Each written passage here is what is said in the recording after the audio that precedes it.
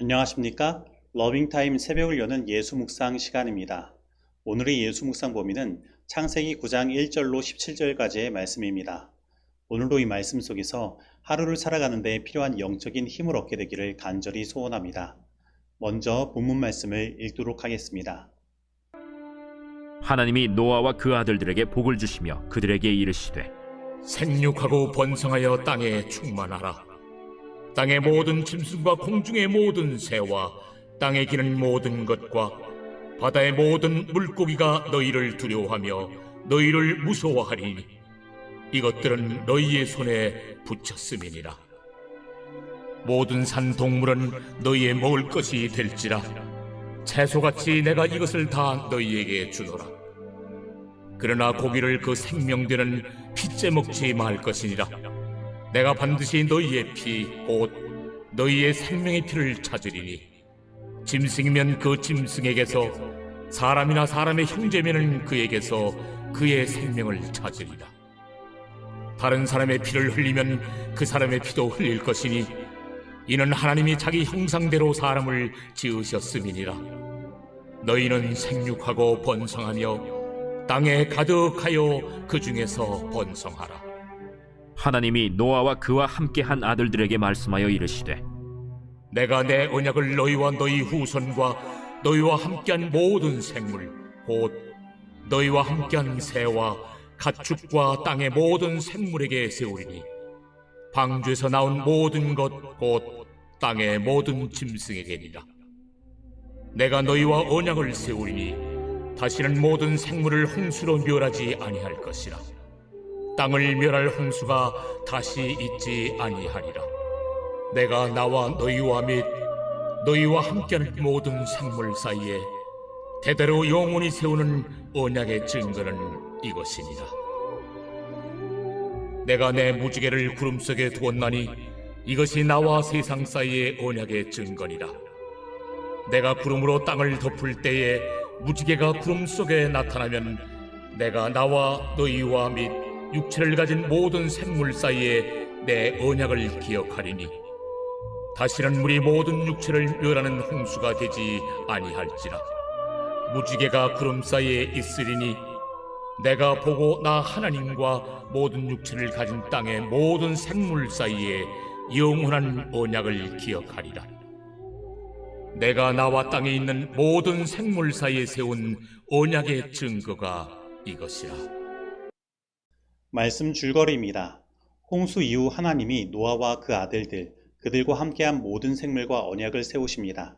홍수로 모든 생명이 쓸어버림을 당했지만 방주에 들어가 구원을 받은 사람들과 생물들은 생육하고 번성하여 땅에 충만해지는 복을 누리게 됩니다. 그 언약의 증거로 하나님 노아에게 무지개를 보여주십니다. 인류의 조상 아담으로부터 시작된 죄는 확장되어 결국 홍수로 하나님께서 심판하실 수밖에 없는 지경에 이르게 되었습니다. 그래서 하나님은 하나님의 은혜를 바라며 살아가는 노아를 택하셔서 방주를 짓게 하셨고 이 하나님의 심판으로부터 구원을 얻을 수 있는 길을 만드셨습니다.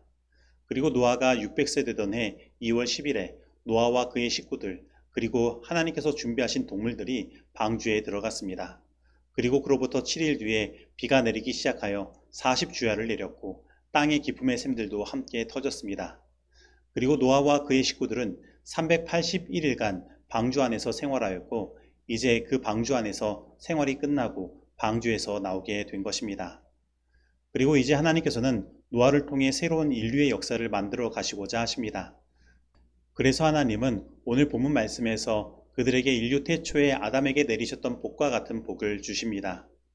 하나님이 노아와 그 아들들에게 복을 주시며 그들에게 이르시되 생육하고 번성하여 땅에 충만하라.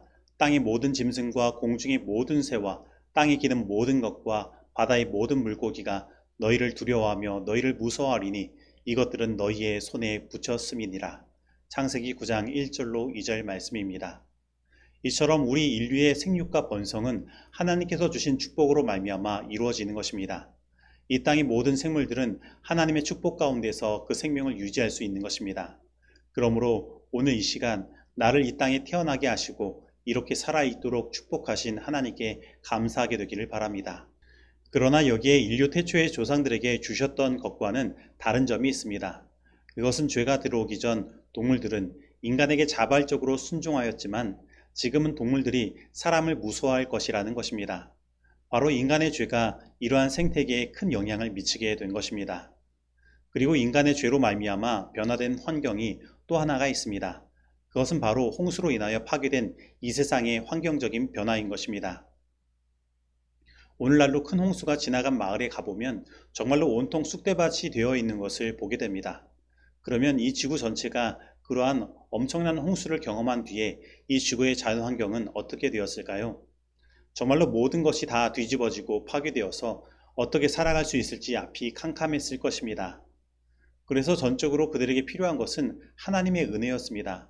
하나님께서 그들을 먹여 살리시고 인도하셔야만 그들은 살 수 있었습니다. 그래서 오늘 본문 말씀을 살펴보면 가장 많이 등장하는 말이 있습니다. 그것은 바로 내가 라는 것입니다. 바로 하나님께서는 노아 홍수를 경험하며 살 길이 막막한 사람들을 앞으로 살아가게 하시기 위해 그들의 삶을 적극적으로 인도하시고 책임지시는 모습을 보이신 것입니다. 먼저 하나님은 그들의 먹을 것을 말씀하십니다. 창세기 1장에서는 채소만 음식으로 허락되었지만 이제는 동물도 먹을 수 있도록 하신 것입니다. 왜냐하면 홍수가 나서 다시 그들이 먹을 수 있는 채소와 과실이 맺는 환경이 이루어지기까지는 상당한 시간이 필요했기 때문입니다. 그러나 거기에는 조건들이 있었습니다. 그것은 고기를 그 생명되는 핏째 먹지 말라는 것입니다. 그러면 왜 하나님은 이러한 조건을 말씀하셨을까요? 그것은 바로 6절에 말씀하시는 바와 같이 하나님께서 자기 형상대로 사람을 지으셨기 때문입니다. 즉 사람이 하나님의 형상을 닮은 존재, 곧 하나님의 품성을 닮은 존재이기 때문에 하나님께서는 사람의 피를 흘리거나 동물들을 핏째 먹는 행위를 하지 말도록 하신 것입니다. 그래서 오늘 우리는 우리가 하나님의 품성을 지키는 중요한 원리가 바로 우리들이 무엇을 어떻게 먹느냐도 관련이 되어 있음을 여기에서 인식해야 합니다. 우리는 우리의 입맛대로 먹는 것이 아니라 하나님의 형상을 유지하고 그 품성을 나타내는 삶을 살기 위해 먹어야 하는 것입니다. 인류 태초의 죄는 바로 먹는 것을 통해 들어왔습니다. 그리고 오늘 우리들이 무엇을 어떻게 먹느냐는 우리의 삶을 그 죄로부터 지키고 하나님의 품성을 담도록 만드는 일들을 하게 하는 것입니다. 그러나 오늘날 많은 사람들은 자신의 입맛대로 살아갑니다. 그리고 세상이 말하는 영양학적으로 그 음식을 평가합니다. 그래서 오늘날 우리 재림교인들의 삶도 이러한 음식에 대한 부분이 무너져 있는 것을 보게 됩니다. 그러므로 오늘 이 시간 하나님의 형상을 우리 가운데 온전히 회복하기 위해 음식을 절제하고 하나님의 뜻대로 먹는 삶을 살게 되기를 바랍니다. 우리가 하나님의 뜻대로 먹는다는 것은 하나님께서 나를 먹여 살리시고 나의 삶의 주인이 되신다는 믿음을 나타내는 것입니다. 오늘 진정으로 이 믿음 안에서 삶을 살아가는 저와 여러분이 되기를 간절히 소원합니다. 그리고 하나님께서 살 길이 막막한 노아와 그 식구들을 위해서 그들을 살게 하시기 위해 행하신 일이 바로 그들과 무지개의 언약을 맺으신 것입니다. 그런데 이 언약은 단순히 노아와 그의 식구들과만 맺은 언약이 아닙니다.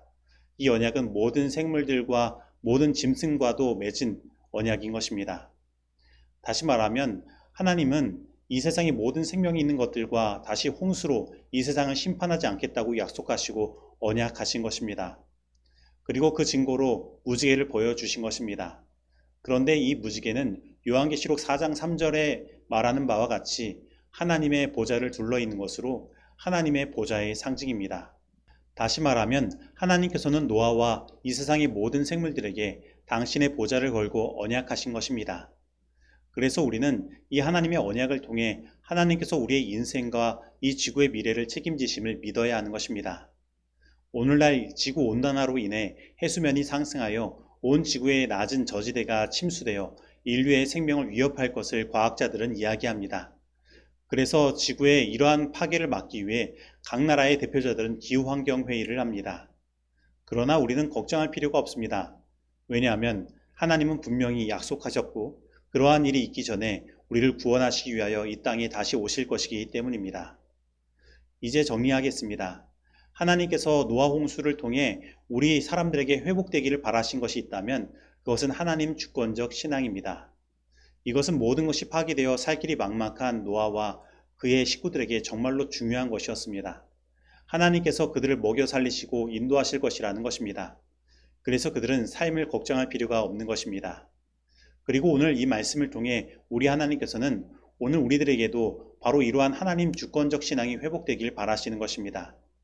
오늘 내가 어떻게 살아가야 할지, 내가 이 모든 것을 어떻게 해결할 수 있을지 막막하고 캄캄함을 경험하고 있지는 않습니까?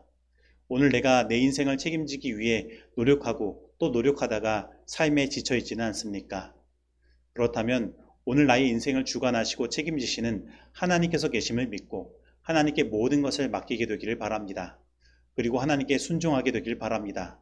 분명 노아와 그의 식구들의 삶을 책임지신 하나님께서 바로 오늘 우리들의 삶을 책임지시고 인도하실 것입니다. 그리스도인의 생애는 하나의 싸움이며 진군이다. 그러나 얻어야 할 승리는 인간의 힘으로 얻어지지 않는다. 싸움의 장소는 곧 마음이다.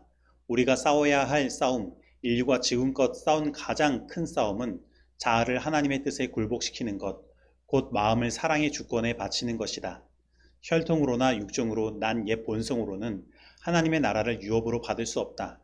유전적 성향, 곧 이전 습관을 버리지 않으면 안 된다.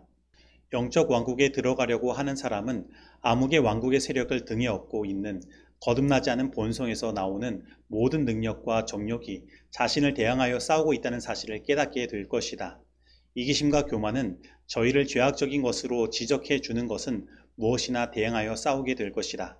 우리는 지배권을 쟁취하기 위해 애쓰는 악한 욕망과 습관을 스스로의 힘으로 이길 수 없다. 우리는 우리를 속박하고 있는 강력한 원수를 정복할 수 없다. 오직 하나님께서만 우리에게 승리를 주실 수 있다. 산상보온 141에서 142페이지의 말씀입니다. 적용하도록 하겠습니다. 오늘 나는 나를 이 땅에 태어나게 하시고 이렇게 살아있도록 하신 하나님께 감사하는 삶을 살고 있습니까? 오늘 나는 하나님의 은혜가 아니면 한순간도 살아갈 수 없음을 깨닫습니까? 오늘 나는 하나님 주권적 신앙을 가지며 하나님께 나의 삶을 온전히 맡기고 순종하는 삶을 살고 있습니까? 오늘 이 말씀 속에서 내가 실천해야 할 것은 무엇입니까? 기도하시겠습니다. 하나님 아버지, 오늘 이 험한 세상에서도 우리가 이렇게 살아갈 수 있도록 우리의 삶을 인도하여 주시고 책임져 주시니 감사드립니다. 저희들 하나님의 은혜가 아니면 정말로 한순간도 살아갈 수 없습니다. 정말로 언제 어디에서 어떤 사고를 만날지 모르는 세상이 바로 우리가 사는 세상입니다. 그래서 하나님, 끊임없는 근심과 걱정이 우리 삶을 엄습하여 오고 우리의 삶을 힘들게 만들고 있습니다. 하지만 하나님, 이 시간 하나님께서 우리의 주인이 되어 주심을 믿고 고백하오니 우리의 삶을 인도하여 주시옵소서. 우리의 삶을 온전히 당신께 맡기며 주님께 순종하기를 원하오니 우리의 삶에 참된 쉼과 평안을 허락하여 주시옵소서. 예수님의 이름으로 기도드립니다. 아멘.